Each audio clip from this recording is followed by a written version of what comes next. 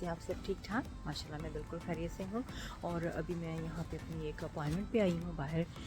मेरे कानों में काफ़ी दर्द हो रही थी। इसकी भी स्टोरी आपको सुनाती हूँ कि जब मैं पाकिस्तान गई थी ना, तो जब वापस आई थी तो जहाज़ में ना मेरे कान एकदम से बंद हो गए और मुझे अच्छी तरह से सुनाई नहीं दे रहा था और पेन इतनी ज़्यादा हो रही थी, बहुत ज़्यादा। तो उसके बाद जब यहाँ पे वापस आई तो कभी कभी पेन होना शुरू हो जाती थी। तो मैंने कहा नहीं, मैं डेफिनेटली जीपी के पास जाती हूँ। फिर मैं गई हूँ जीपी के पास, तो उसने मुझे कहा कि कानों वालों के पास उसने मुझे रेफ़र किया। तो अभी मैं आई हूँ, तो ईयर सिरिंज में भी करने हैं यहाँ पे, तो देखते हैं क्या होता है। तो ये थी मेरी आज कानों की स्टोरी। तो मेरी अपॉइंटमेंट है, तो अभी मैं यहाँ पे जा रही हूँ।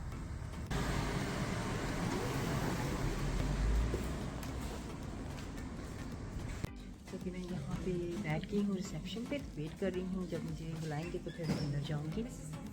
तो जी अभी बस मैं आई हूँ वापस।